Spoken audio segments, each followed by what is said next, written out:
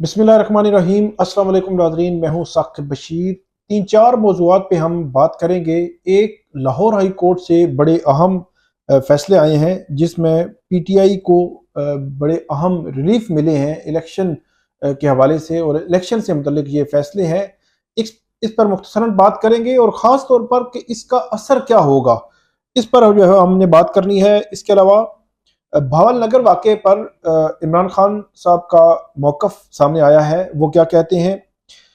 6 जजेस का जो ख़त था, क्या उनमें से कोई पीछे भी हट रहा है? इस किस्म की चीज़ भी है, तो इस पे हम जो है वो बात करेंगे।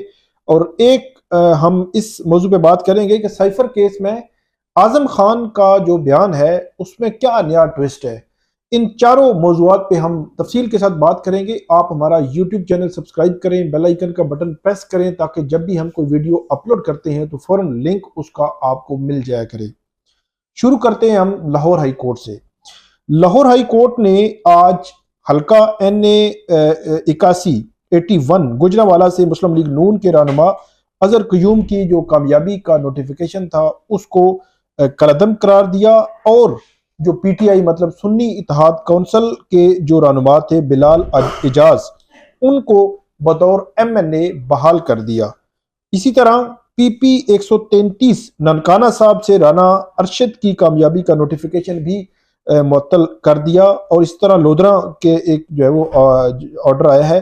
तो ये जो मल्टीपल ऑर्डर्स हैं इस हवाले से जो लाहौर हाई कोर्ट से ख़ास तौर पर आए हैं।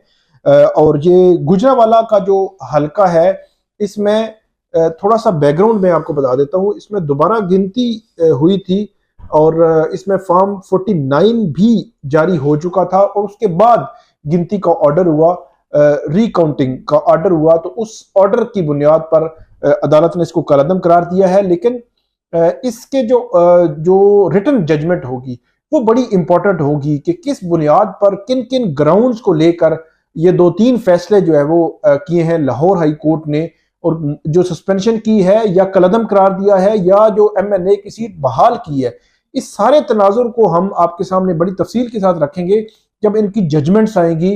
जजमेंट में किस किस पॉइंट पे अदालत ने किन किन वजूहात की बुनियाद पर रिलीफ दिया है, क्योंकि इसके असरात होंगे। ट्राइब्यूनल में बहुत सारे लोग गए हैं। ट्राइब्यूनल्स में मतलब पंजाब की अगर बात की जाए, इस्लामाबाद की, बलूचिस्तान की, सिंध की या खैबर पख्तूनख्वा की, वहां पे इलेक्शन पिटीशंस जो है वो ट्राइब्यूनल्स में जा चुकी हैं। सबसे ज्यादा इलेक्शन पिटीशंस जो है वो पंजाब की हैं जो ट्राइब्यूनल्स में गई हैं। तो उनके हवाले से बड़े गहरे असरात होने हैं कि इस किस्म के केसेस को ट्राइब्यूनल्स कैसे देखेंगे, इस एंगल को ट्राइब्यूनल जो है वो कैसे देखेंगे। इस सारे का पस मंजर जो है वो आपके सामने हमने रखना है। लेकिन लाहौर हाई कोर्ट से ये जो फैसले आए हैं बहुत अहमियत के हामिल हैं। लेकिन तहरीरी ऑर्डर्स का इंतजार करते हैं हम कि तहरीरी ऑर्डर में क्या रीजनिंग देते हैं लाहौर हाई कोर्ट के जजेस। इसके अलावा हम दूसरे मामले की तरफ बढ़ते हैं। भावल नगर वाक़े पर इमरान खान साहब ने जो रद्द अमल दिया है वो रद्द अमल मैं आपके सामने रखता हूं कि उन्होंने कहा क्या है।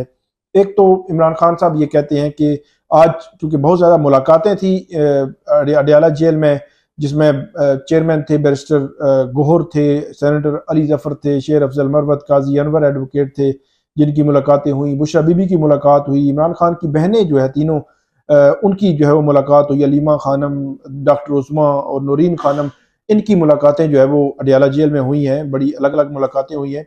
तो इसमें जो भावल नगर वाक़या है उस पर इमरान खान साहब ने अहम स्टेटमेंट जो है वो दिया है, और कहते हैं कि भावल नगर वाक़े के बाद IG पंजाब की माफ़ी ने यह साबित किया है कि जिसकी लाठी उसकी भैंस, और मार भी पुलिस ने खाई और माफ़ी भी पुलिस ने ही मांगी। इस IG और वायसराय मोहसिन नकवी ने तहरीक इंसाफ के वर्कर्स के घर तोड़े, औरतों पर तशद्दुद किया और मेरे बेडरूम तक मेरे बगैर किसी वारंट के घुसे। मेरी पर्दादार बीवी के कमरे में 20-20 पुलिस बगैर वार्निंग के घुस आए, लेकिन ना किसी अदालत ने नोटिस लिया, ना IG ने माफ़ी मांगी। आज जब ताकतवर ने फेंटा लगाया तो IG भागकर अपने ही पुलिस वालों को गलत कहकर माफ़ी जो है मांग रहा है। ये इमरान खान साहब ने ये स्टेटमेंट जो है वो दी है। इसके अलावा आज की जो मुलाकातें थी वो बहुत अहमियत की हामिल थी। उसमें 2-3 अहम मामलात हैं।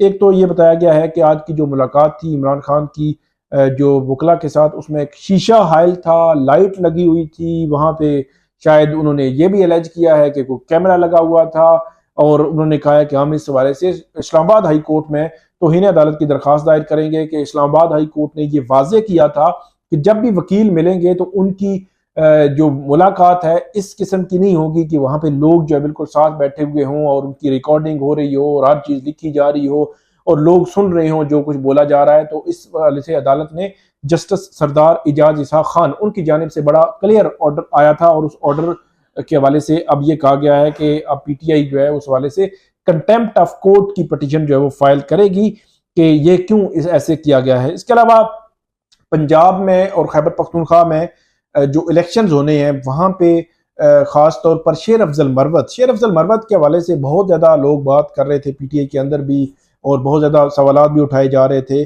لیکن عمران خان نے شیر افضل مروت کو پنجاب کے جو وہاں پہ ہونے ہیں جو جلسے ہونے ہیں خاص طور پر الیکشنز کے حوالے سے، تو وہاں پہ جانے اور ان کو جلسوں میں مطلب ان کو کامیاب کرانے کے حوالے سے کہا ہے، کے پی کے حوالے سے بھی کہا ہے، خاص طور پر جو چیئرمین پی ٹی آئی ہیں بیرسٹر گوہر اور عمر ایوب جو سیکرٹری جنرل ہیں ان کو بھی یہ کہا ہے کہ آپ بھی اس میں ایکٹیو ہوں اور اس حوالے سے جلسے کریں گے۔ شیر افضل مروت کو جو کہا گیا ہے۔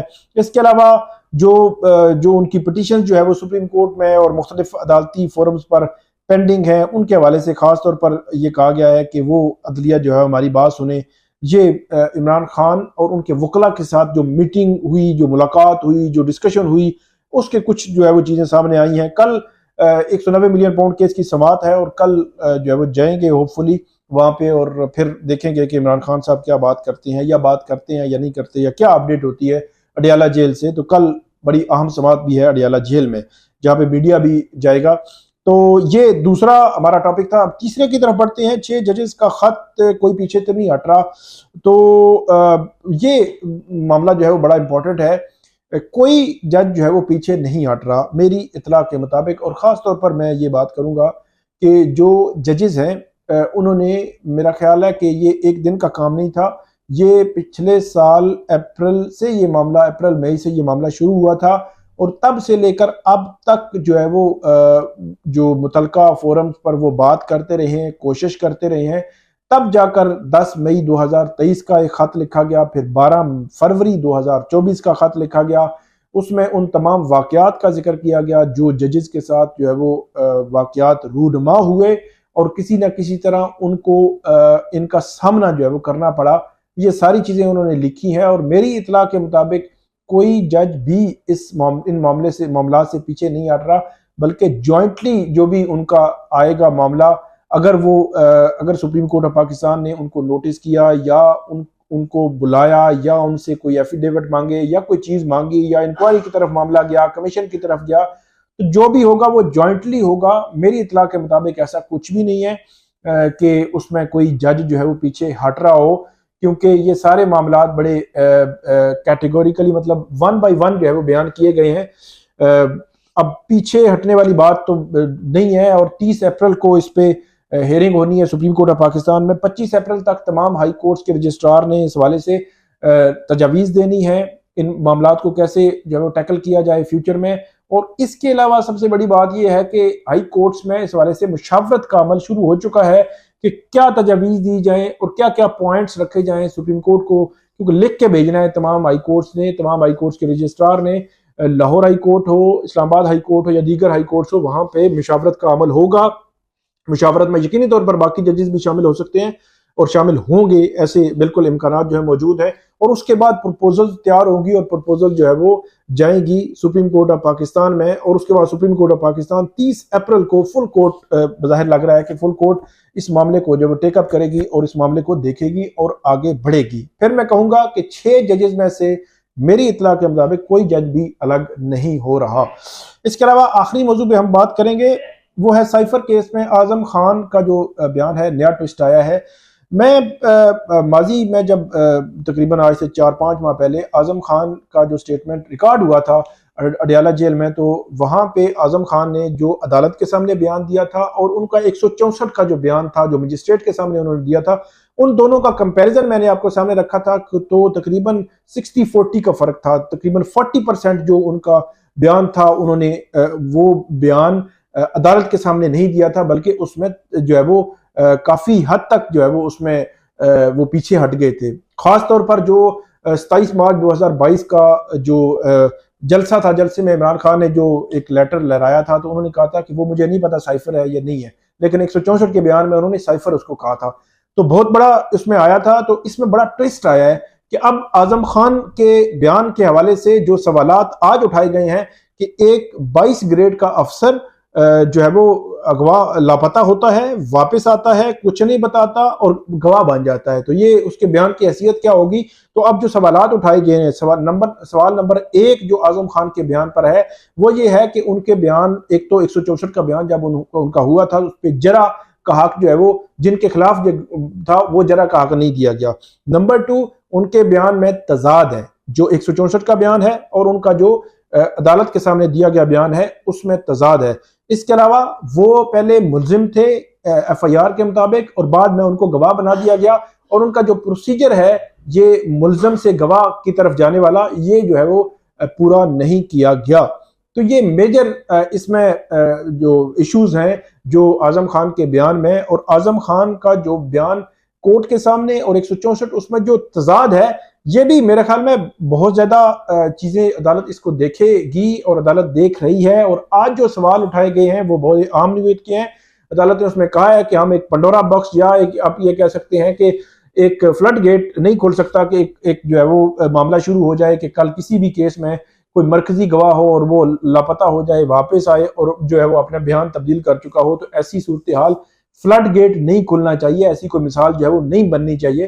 تو بہرحال لیکن دیکھیں گے کہ عدالت اس کو کیسے دیکھتی ہے، کیا عمران خان کو اس کا فائدہ کس طرح دیتی ہے یا نہیں دیتی، یہ تو عدالت پر ہے، عدالت نے اس کو دیکھنا ہے۔ تو یہ ہمارے آج کے 4 موضوعات تھے، امید ہے آپ کو یہ پسند آئیں گے۔ ہمارا یوٹیوب چینل سبسکرائب کریں، بیل آئیکن کا بٹن پریس کریں تاکہ جب بھی ہم کوئی ویڈیو اپلوڈ کرتے ہیں تو فوراً آپ کو اس کا لنک مل جایا کرے۔ بہت شکریہ۔